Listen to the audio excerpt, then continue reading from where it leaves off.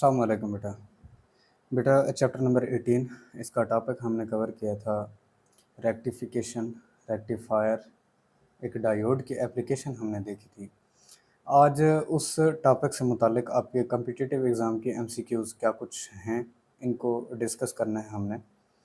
Start करते हैं बेटा। फर्स्ट एमसीक्यूज़ है output voltage of rectifier is not smooth, it can be made smooth by circuit known as. UHS 2017 में आप ये एमसीक्यूज़ आई हुई है कि किसी भी एक रेक्टिफायर का जो आउटपुट होता है वो कभी स्मूथ नहीं होता। हमने ऑलरेडी बेटा देखा था कि पल्सेटिंग होता है, चाहे हाफ रेक्टिफिकेशन के दौरान देखा था और फुल वेव रेक्टिफिकेशन के दौरान देखा था।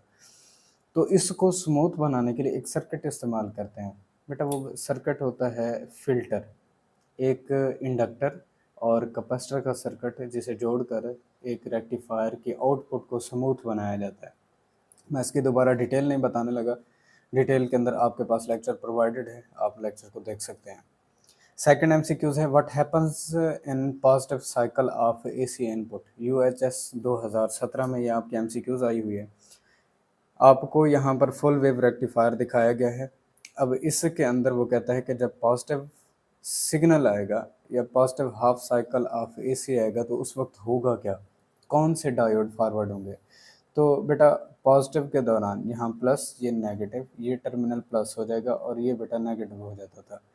अब गौर करें, प्लस पी के साथ कनेक्ट हो जाए और इधर से नेगेटिव होगा एन नेगेटिव के साथ। इसी तरह से यहाँ आ जाए, ये प्लस आ रहा है पी के साथ और ये एन नेगेटिव के साथ कनेक्टेड है, तो D2 एंड D2 4 कंडक्ट करेंगे और रेजिस्टेंस जिसे लोड रेजिस्टेंस कहा जा रहा होता है उसमें से करंट आई फ्लो कर जाता है। तो डी ऑप्शन आपका करेक्ट है। थर्ड एमसीक्यूज है in case of half wave rectification the resistance of diode during the negative half of AC signal is. UHS 2018 में आपकी एमसीक्यूज आई हुई है कि जब हाफ वेव रेक्टिफिकेशन का मामला चल रहा होता है, मतलब एक डायोड को लगाकर आप किसी एक एसी को डीसी में सिग्नल के अंदर बदल रहे होते हैं, तो उस वक्त रेजिस्टेंस क्या होगी एक डायोड की अगर नेगेटिव हाफ आ रहा होगा। एसी वोल्टेज आ रहा होता है और ये अपनी पोलैरिटी बदलता है। ये लाजमी नहीं है कि फॉरवर्ड बायसिंग के दौरान ही कंडक्ट करे। करंट तो हमेशा फॉरवर्ड बायसिंग के दौरान ही कंडक्ट करेगा, मगर इसकी जो रेजिस्टेंस है वो बेटा हमेशा लो रहती है, चाहे वो पॉजिटिव पीक सिग्नल आ रहा हो या फिर नेगेटिव पीक सिग्नल आ रहा हो, दोनों के दौरान ये लो रहेगी। बी ऑप्शन आपका करेक्ट है। फोर्थ एमसीक्यूज है the direction of current through a load resistance of a full wave rectification circuit. UHS 2019 में ये आपसे एमसीक्यूज पूछी गई है कि लोड रेजिस्टेंस पर करंट की क्या कुछ डायरेक्शन होगी फुल वेव रेक्टिफायर सर्किट के लिए। बेटा यहाँ पर आपके पास मौजूद है, देखें हमने कहा था कि पॉजिटिव हाफ सिग्नल आ रहा हो तो उस वक्त करंट की डायरेक्शन ये है। अगर नेगेटिव हाफ सिग्नल भी आ रहा हो तब भी गौर कीजिएगा, नेगेटिव हाफ सिग्नल के दौरान D1 और D3 ये कंडक्ट करते हैं और करंट की डायरेक्शन अब भी यही कुछ रहती है रेजिस्टर में से। देखें D1 में से यहाँ से करंट फ्लो करेगा, ठीक है, तो किस तरह से ये करंट फ्लो करता है, इधर से D3 के अंदर, D3 के अंदर यूं पास करता हुआ ऐसे फ्लो करेगा और D1 से होता हुआ दोबारा से एंटर हो जाएगा। तो इस तरह से करंट फ्लो करता है, ठीक है बेटा। क्यों, नेगेटिव नेगेटिव के साथ कनेक्ट हो जाएगा और ये कंडक्ट करना शुरू कर देगा नेगेटिव सिग्नल के दौरान और इधर से D1 बेटा कंडक्ट करेगा और यूं ये करंट फ्लो करता है।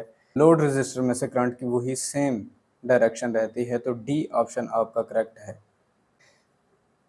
फिफ्थ एमसीक्यूज है in full wave rectification the diodes are use. PMC 2020 में आपसे एमसीक्यूज पूछी गई है फुल वेव रेक्टिफिकेशन के दौरान कितने डायोड्स इस्तेमाल किए जाते हैं बेटा। तो बेटा ऑप्शन है आपके पास बी करेक्ट, 2 डायोड्स काफ़ी होते हैं। हालांकि फुल वेव रेक्टिफिकेशन जो आपने परफॉर्म की है, जो मैंने आपको लॉन्ग क्वेश्चन कराया था, उसके अंदर हमने देखा था कि 4 डायोड्स हम इस्तेमाल करके ठहरे हुए हैं।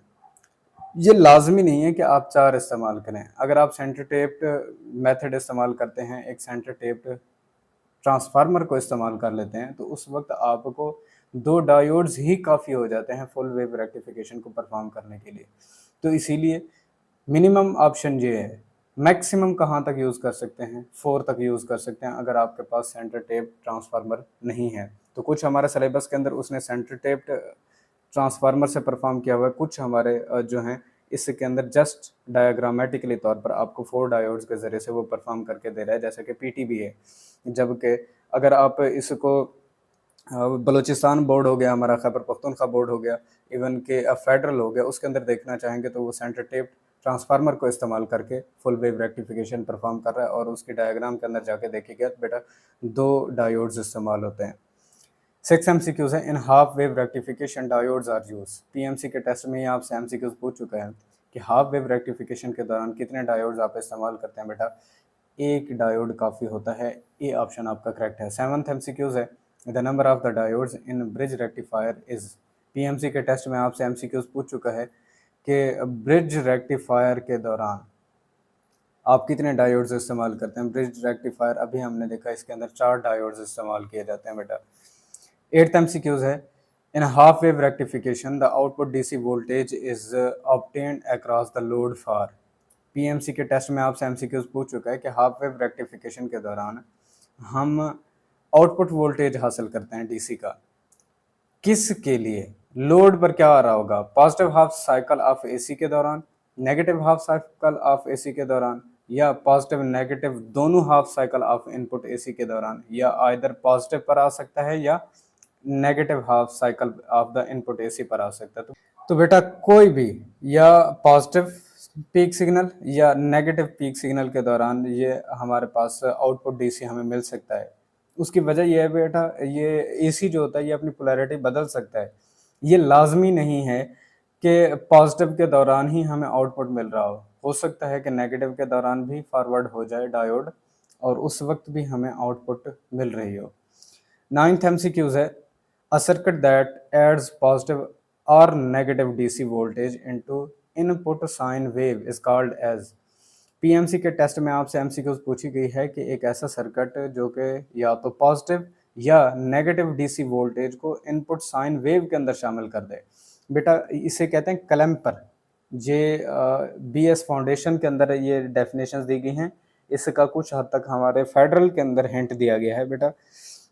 कुछ सर्किट्स होते हैं जो कि इनपुट के साथ वोल्टेज को जोड़ देते हैं, क्लैंप आउट करना, जोड़ना, उसके साथ ऐड कर देना। जबकि क्लिपर जो होते हैं ये क्लिप कर लेते हैं, काट देते हैं कि कुछ ना कुछ हिस्सा जो आप किसी दूसरे सर्किट को प्रोवाइड करना चाहते हैं आउटपुट की सूरत के अंदर, और उसका कुछ हिस्सा आप उसमें से क्लिप आउट करना चाहते हैं, रिमूव करना चाहते हैं, तो क्लिपर इस्तेमाल कर लेंगे। तो ये सारे कुछ सर्किट्स हैं जो आपके सिलेबस के अंदर तो शामिल नहीं थे लेकिन टेस्ट के अंदर पूछे गए हैं, तो इसीलिए मैंने ये आपको बता दिए हैं। 10th एमसीक्यूज है, transformer is used in rectifier to. PMC के टेस्ट में आपसे एमसीक्यूज पूछ चुकी है कि एक रेक्टिफायर सर्किट के अंदर ट्रांसफार्मर को किस लिए इस्तेमाल किया जाता है। To step up the voltage, step down the voltage, both और output power increase.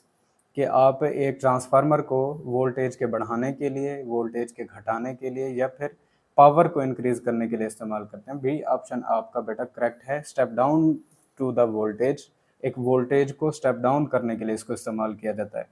11th MCQs है, which has less ripple factor. PMC के टेस्ट में आपसे एमसीक्यूज पूछी जा चुकी है। बेटा हमने रिपल फैक्टर ये वहाँ डिस्कस नहीं किया, मैं अभी बता देता हूँ। रिपल फैक्टर ये गैमा से ज़ाहिर किया जाता है बेटा, और 1.2 के करीब होता है हाफ वेव रेक्टिफायर के लिए, जबकि यही रिपल फैक्टर बेटा होता है फुल वेव रेक्टिफायर के लिए, वो 0.8482 ये फुल वेव रेक्टिफायर के लिए। ये आपके फेडरल बोर्ड के अंदर दी गई हैं, लेकिन बाकी जितने बोर्ड हैं उनके अंदर ये वैल्यूज़ नहीं दी गई हैं। तो एक फुल वेव रेक्टिफायर के रिपल फैक्टर कम होता है। उसकी वजह यह है कि दोनों पीक्स आउट के तौर पर आ रही होती हैं, तो इसीलिए हमें इसको ज़्यादा स्मूथ करने की ज़रूरत नहीं पड़ती। रिपल्स की सूरत के अंदर इसका आउटपुट ज़्यादा नहीं आ रहा होता, तो इसीलिए रिपल फैक्टर भी स्मॉल हो जाता है। जबकि एक हाफ वेव रेक्टिफायर की बात करें तो उसके अंदर चूँकि half of the input convert हो रहा होता है आउट के अंदर, तो इसीलिए उसका रिपल फैक्टर ज़्यादा होता है, पल्स की सूरत के अंदर आ रहा होता है, रिपल्स की सूरत के अंदर। रिपल्स आपने पहले भी पढ़ी हुई है, सिंपलर आपने 9th क्लास के अंदर देखा होगा कि ये उतार चढ़ाव वेव्स की सूरत फॉर्म में जो आपके पास आ रही होती हैं शक्लें, उनको रिपल्स कहते हैं। तो यहाँ एक वेव फॉर्म होती है आपके पास, आउटपुट की वेव फॉर्म होती है, तो इसीलिए इसके लिए लफ्ज़ रिपल फैक्टर इस्तेमाल किया जाता है। Ripple factor of a full wave rectifier, PMC के टेस्ट में आपसे एमसीक्यूज पूछी जा चुकी है कि फुल वेव रेक्टिफायर के लिए क्या कुछ रिपल फैक्टर होगा। वो रिपल फैक्टर बेटा होता है 0.482। 13 MCQs. If input voltage of a diode is 10 volt for a full wave rectifier, then the output voltage will be। PMC के टेस्ट में आपसे MCQs पूछी जा चुकी है कि एक फुल वेव रेक्टिफायर को इनपुट दिया जा रहा है 10 वोल्ट का, तो उसका आउटपुट वोल्टेज क्या होगा बेटा। दोनों सिग्नल्स को, चाहे वो पॉजिटिव पीक सिग्नल हो या फिर नेगेटिव पीक सिग्नल हो, इन दोनों को ये कन्वर्ट कर देता है आउट के अंदर, तो इसीलिए इसकी आउट भी 10 के ऊपर ही होगी। 14 MCQs, maximum efficiency of a half wave rectifier is. PMC के टेस्ट में आपसे एमसीक्यूज पूछी जा चुकी है कि एक हाफ वेव रेक्टिफायर की मैक्सिमम एफिशिएंसी कितनी कुछ हो सकती है। देखिए बेटा, एफिशिएंसी क्या है, कितना कुछ आउट देता है, कितना कुछ इनपुट ले रहा होता है। तो इनपुट तो ये दोनों पीक्स की लेता है, लेकिन आउट हमें उसके पॉजिटिव हाफ या फिर नेगेटिव हाफ को ही बदल करके देता है, तो 50% इसकी एफिशिएंसी रहती है, यानी कि आधे सिग्नल को ये कन्वर्ट करता है आउट के अंदर। 15 MCQs है, a full wave rectifier use load resistance of 1500 ohm. Assume the diodes have RF forward resistance बराबर है 10 ohm, or reverse resistance is equal to infinity. The voltage applied is 30 volt with 50 Hz frequency. Calculate the AC input power। कि एक full wave rectifier है जिसकी load resistance 1500 resistance है, उसकी forward resistance बनती है 10 ओहम और रिवर्स इन्फिनिटी के ऊपर चली जाती है। अगर 30 वोल्ट उसके ऊपर अप्लाई किया जा रहा हो इनपुट वोल्टेज, और इस इनपुट वोल्टेज की अगर फ्रीक्वेंसी बेटा हो 50 हर्ट्ज। 50 हर्ट्ज से मुराद क्या है कि एसी सिग्नल दिया जा रहा है, और पाकिस्तान के अंदर जो एसी सिग्नल की यहाँ पर बेटा फ्रीक्वेंसी है वो 50 हर्ट्ज ही रखी जाती है। तो ये एक सिंपलर उसने आपको थोड़ा सा वर्गलाने की कोशिश की है। तो ये इनपुट उसका वोल्टेज है, ये उसकी फॉरवर्ड रेजिस्टेंस है, और ये उसकी रिवर्स रेजिस्टेंस है। लोड रेजिस्टेंस उसने आपको बता दिया है, हमने बेटा इनपुट पावर बतानी है। तो बेटा आंसर हमारे पास होगा बी करेक्ट, 275.2 मिलीवाट इसका आंसर बनता है बेटा। 16 MCQs है, अ full wave rectifier passes into positive cycles. PMC के टेस्ट में आपसे एमसीक्यूज पूछी जा चुकी है कि एक फुल वेव रेक्टिफायर ये पास करता है लोअर हाफ साइकिल या अपर हाफ साइकिल, बोथ या none of them. Full wave rectifier बेटा दोनों के दोनों जितने हाफ्स होते हैं इनको कन्वर्ट करता है आउट के अंदर, तो बोथ का ऑप्शन यहाँ पर करेक्ट है। 17 MCQs है, in a rectifier larger the value of shunt capacitor filter. PMC के टेस्ट में आपसे एमसीक्यूज पूछी जा चुकी है कि बेटा रेक्टिफायर के अंदर जब शंट कैपेसिटर फिल्टर इस्तेमाल किया जा रहा होता है तो उसकी लार्जर वैल्यू कितनी कुछ होती है। तो इसके लिए जितना लॉन्गर टाइम होगा उतना ज़्यादा करंट पल्स इसमें से फ्लो करती हैं डायोड में से। सी ऑप्शन आपका करेक्ट है। ठीक है बेटा, किसी भी शंट कैपेसिटर के लिए जितना उसका लार्जर टाइम होगा उतना ज़्यादा टाइम करंट की पल्स डायोड में से पास करती हैं। 18 MCQs है, average DC voltage across the load in a full wave rectifier in term of V max is. PMC के टेस्ट में आपसे एमसीक्यूज पूछी जा चुकी है कि बेटा एवरेज डीसी वोल्टेज को अगर लोड के अक्रॉस लेना हो फुल वेव रेक्टिफायर के लिए उसे वी मैक्स की सूरत के अंदर कैसे लिखेंगे।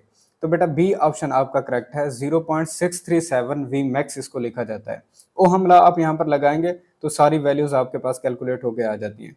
तो बेटा ये थी कुछ एमसीक्यूज आपके कम्पिटिटिव एग्जाम के अंदर जो बारह आ चुकी हैं, और आपका टॉपिक जो था रेक्टिफायर से मुतालिक, हाफ वेव रेक्टिफिकेशन फिर फुल वेव रेक्टिफिकेशन। दरअसल जिसे हमने कहा था कि भाई ये डायोड के एप्लीकेशंस हैं, तो उन एप्लीकेशंस में से ये कम्पिटिटिव एग्जाम की आपकी एमसीक्यूज थी। इंशाल्लाह अपने नेक्स्ट लेक्चर में मिलेंगे, इजाज़त दीजिए, अल्लाह हाफ़िज़।